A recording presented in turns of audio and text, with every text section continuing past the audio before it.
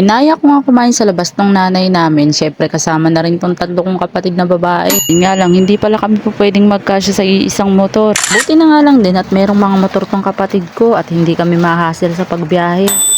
Tama na nga lang din na sinama ko sila para nga kahit papano ay may angkas ang bawat isa at hindi kami mahirapang mag-commute.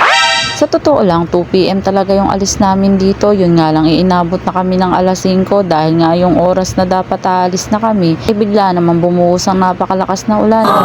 Buti na nga lang kahit papano, paglarga namin ng mga bandang alas 5, medyo kumalma na yung kalangitan at tignan nyo naman, nakarating din naman kami sa aming pupuntahan. Ito nga pala yung bagong bukas ngayon na mall dito sa Bagumbong, ang SM Caloocan. Ito nga pala yung medyo mas malapit sa amin na mall, kaya dito na nga lang din talaga kami nag-decide na i-date sila. At iniisip nga lang din talaga namin na kahit papano hindi kami mahihirapan bumiyahe dahil nga pabugso-bugso din talaga ang buhos ng ulan. Papasok na nga kami dito sa entrance at kailangan nga muna namin kumuha ng ticket para makapag-parking kami sa taas. Pagkatapos nga namin makakuha ng ticket sa entrance, eto na nga at packet na nga kami sa parkingan.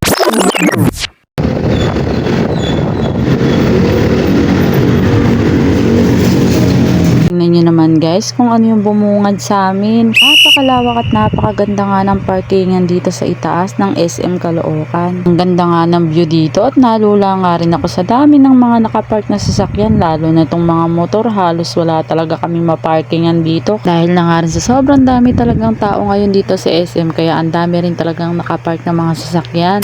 At dito na nga kami nakahanap ng pwede naming maparkingan. Mabuti na lang talaga at nakisama rin talaga yung ulan dahil nga eto, gutom na rin talaga kami at nagpapark na nga kami ng motor dito sa itaas. Sa mga oras na to nakakaramdam na rin talaga ako ng gutom. Syempre hindi rin naman ako manhid. Alam ko gutom na rin talaga itong mga kasama ko. 2 PM nga yung usapan namin dito dahil nga pinapahinto namin yung kasagsagan ng lakas ng ulan. Alas 4 na nga kami nakalis. O tignan nyo yung kapatid kong bunso sa likod, panay nakamot ng ulo, malamang for sure gutom na yan. Eto nga at naglalakad na nga kami papunta dito sa entrance. Buti na lang din talaga at sinama ko yung jowa ko at meron kaming photographer ngayong araw na to. Habang naglalakad nga kami dito papalapit ng entrance, napansin nga namin tong suot ng kapatid kong bunso, yung suot niyang leggings. Sabi ko nga, ano ba yung bumabakat dyan sa loob ng leggings niya? Nagsuot daw kasi siya ng short, akala niya sa palengke lang daw kami pupunta. Napaayos ko nga sa kanya yung suot niya bago kami pumasok sa loob dahil nga ang pangit tignan. Sabi nga niya, hindi naman daw kasi siya na-inform na dito kami pupunta at dito nga tawa kami ng tawa habang papasok nga kami dito ng entrance. Nakapasok na nga kami sa loob at ito na nga pababa naman kami dito sa escalator dahil nga maghahanap nga kami dito ng pwede namin makainan. Syempre yung mga budget meal lang, alam nyo naman hindi tayo big time. Kababa nga namin escalator agaw eksena naman tong eco bag na dala ng kapatid ko. Sabi ko bakit ka may dalang ganyan, magdi-deliver ka ba ng ham? Habang naglalakad nga kami dito, ito nga yung bumungad sa amin. Ang ganda nga dito sa loob ng SM. Syempre tamang lakad-lakad nga kami dyan dahil naghahanap nga kami ng pwede naming makainan.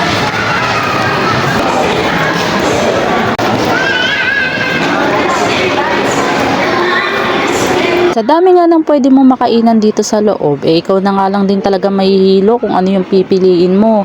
Dito nga sa oras na to, hindi pa rin talaga kami kontento at nagpaikot-ikot nga kami dito.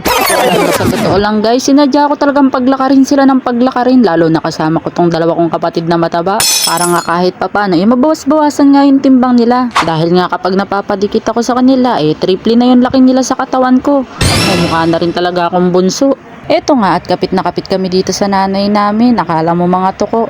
Pagdating nga dito sa park na to, nakita nga kami ng playground. Ito nga sa mga kapatid ko, maglaro na lang kami, wag na lang muna kaming kumain. Kaso nga nakakahiya naman sa katawan ng dalawa kong kapatid na dabihan na. Pagka nabawasan kasi sila ng timbang, masisipa ako ng mga jowa nila.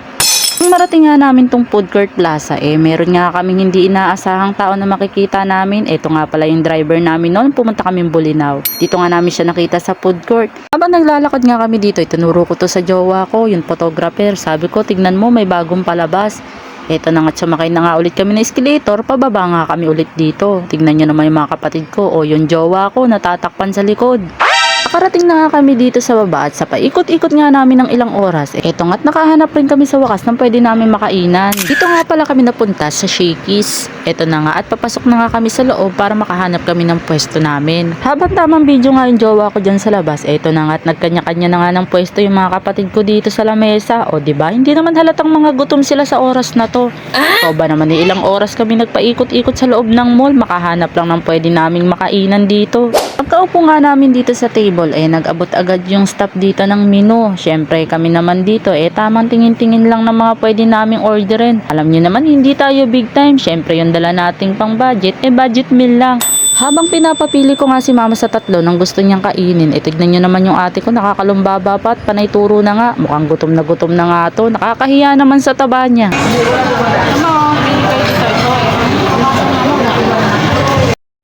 Isa pa tong kapatid ko bunso, pasimpleng sulyap lang yan pero matik gutom na rin yan. Sabi ko nga sa kanila, kalma-kalma lang, makakakain din kami. At ito nga ang mga kaganapan habang hinahantay namin yung in-order namin pagkain.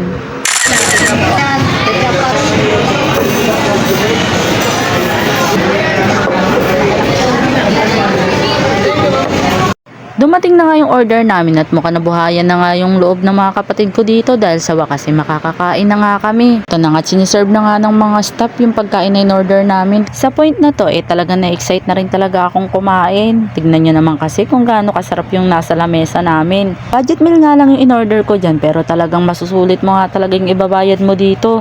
Dahil nga hindi ka talaga mapapatayo sa upuan na merong pantira yung pinggan mo. 2 pieces of chicken nga in-order ng asawa ko with rice dahil nga mas masarap daw kumain kapag kakanin. At ito na nga, tamang kain nga kami sa part na to.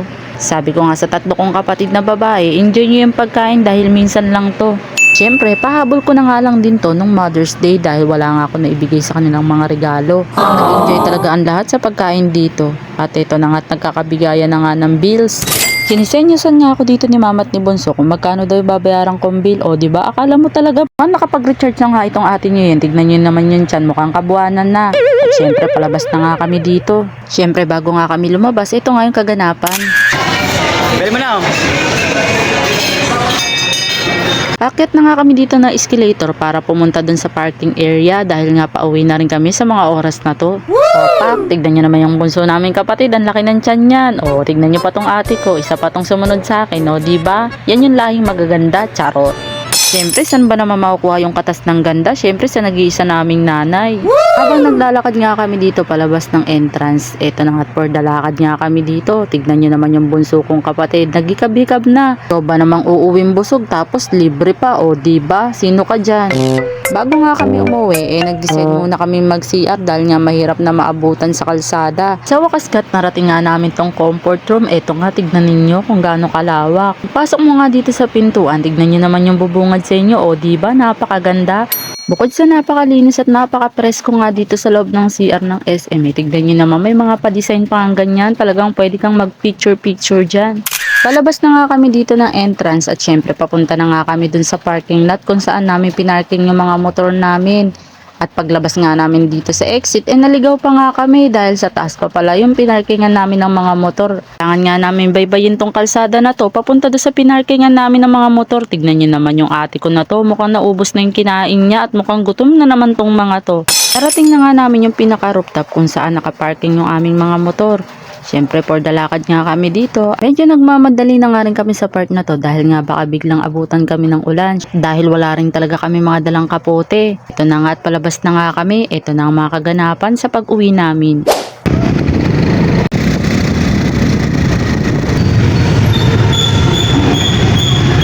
Sa wakas nga at nakababa na nga kami galing parking area doon sa itaas. Ito nga pala yung dalawa kong kapatid, si Inday at si Ate Yen. Nasa likod nga pala nila si Bunso at si Mama. Ito nga pala yung mga aurahan dito sa labas ng SM pagsapit ng gabi. O diba, napakaganda, napakaaliwalas at napaka-presko ng paligid dito. Nakaka-relax din talagang tignan. Mga puno at magagandang halaman sa part na to. Wow! Shoutout nga pala kay Kuya Pandang nahagip ng camera namin. Ingat po lagi sa pagdadrive. Kasi nga't nakalabas na nga kami dito sa SM. Syempre for the bakbakan na nga kami dito dahil nga kailangan na naming umuwi dahil anong oras na nga. Daanan nga pala namin yung magandang spot dito sa Saranay na napakaraming pwede mong kainan at masasarap na pagkain. Hanggang dito na lang pala natatapos ang vlog na to. Salamat sa 9 na minuto. Bye-bye!